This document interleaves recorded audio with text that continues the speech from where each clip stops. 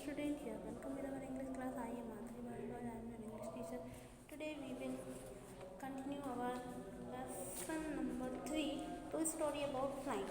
इसमें 2 पार्ट हैं, his first flight और ब्लैक एरोप्लेन। इसमें सबसे पहला पार्ट जो हिज फर्स्ट फ्लाइट था वो हम पढ़ रहे थे। जो सीगल नामक जो वर्ड रहता है वो उड़ना नहीं जानता है और उसके जो पेरेंट्स हैं, उसके जो मदर हैं, फादर हैं, ब्रदर सिस्टर हैं, वो यही चाहते हैं कि वो उड़ना सीख जाए। इसके लिए वो बहुत ट्राई करते हैं, परंतु वो डरता है, बहुत डर लगता है उसको उड़ने से। तो लेग्स के ऊपर बैठा रहता है और फिर वो ट्राई करता है कि उड़े, लेकिन उसे डर लगता है। तो एक दिन उसके जो पेरेंट्स हैं वो बोलते हैं कि मतलब उससे बात ही नहीं करते हैं और उसे बहुत उड़ना सिखाते, परंतु वो नहीं सीख पाता है। तो उससे बात भी नहीं करते हैं और उसे खाने को भी नहीं देते हैं। वो खाना भी नहीं खा पाता है। फिर उसकी जो मदर रहती है वो आती है और वो जो फिश का जो पीस होता है वो उसे ला करके देती हैं खाने के लिए और उसको ट्राई करती हैं कि वो उड़ना सीख जाए। और वो जब उड़ना सीखता है, जब वो ट्राई करता है तो उसके जो फैदर रहते हैं उसके साथ वो टकरा जाता है और उसे चक्कर आने लगते हैं। Then he completed forget his head, not always. और वो उसको कुछ समझ में नहीं आता है कि क्या हो रहा है। उसकी आंखों के आगे ब्लैक नज़र आने लगता है और then he completely forget, सब चीज़ वो भूल जाता है। that he had not always been able to fly, उसको ऐसा लगता है कि अब तो मैं कभी उड़ ही नहीं पाऊँगा। and commanded herself to dive, और वो एकदम डाइव कर देता है। and the sword curved and striking shrilly, मतलब एकदम से वो चिल्लाने लगता है। He was near the sea now, उसके बाद जब वो ऊपर से जो छलांग लगाता है तो वो एकदम जो सी रहता है, समुद्र रहता है, उसके पास में रहता है। Flying straight over it, और वहाँ से उसके ऊपर से उड़ने की कोशिश करता है, उसके ऊपर उड़ रहा होता है। Facing the straight out of the ocean, और वो उड़ते उड़ते ओशियन को क्रॉस करता है। He saw a vast green sea, उसको सब कुछ हरा ही हरा दिखाई देता है नीचे। with little reds, मतलब जो वेब्स हैं उसको नीचे दिखाई देती हैं। मूविंग ओवर इट, उसको ऐसा लगता है कि मैं गिर जाऊंगा उसमें, परंतु वो गिरता नहीं है। उसके जो पंख हैं उसको संभाल लेते हैं, मतलब वो उड़ रहा होता है पर उसे विश्वास नहीं होता है कि वो उड़ रहा है। beneath him with the little reds moving over it and turn into the beak sideways, और फिर वो साइड से टर्न लेता है।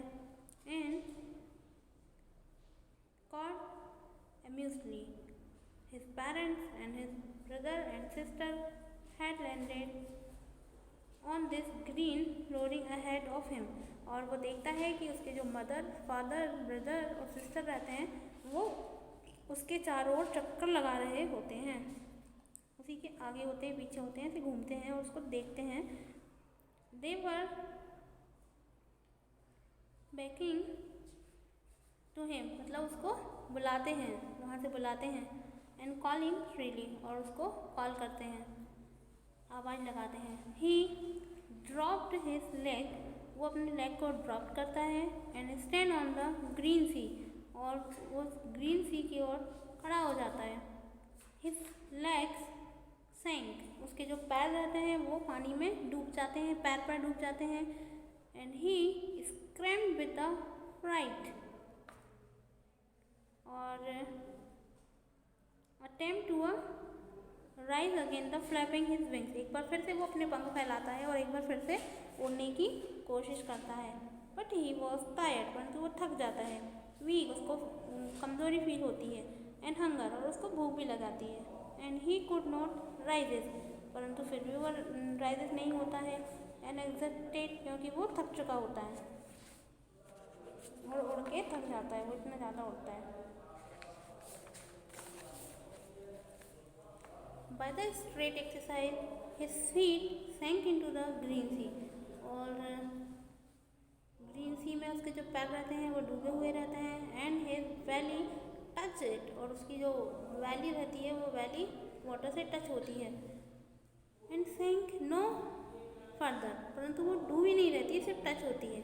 he was floating on it, उसके ऊपर तैरता है। and around him his family, और उसके चारों तरफ उसकी फैमिली होती है। screaming, मतलब चिल्लाती है। praising him, उसकी तारीफ करती है, and their beak were offering him scrap of a dogfish, और उसकी जो बीक रहती है वो यही चाहती है कि वो डॉगफिश को जल्दी से कैच कर ले। He had made his first flight, और यही जो उसकी रहती है फर्स्ट फ्लाइट रहती है, मतलब पहली उड़ान। फर्स्ट फ्लाइट में होता है पहली उड़ान, सबसे पहले वो उस टाइम उड़ता है, उसको बहुत ही ग्रेट फील होता है, बहुत ही अच्छा लगता है। लेम ओ फ्लेवरली ने ये लिखा है।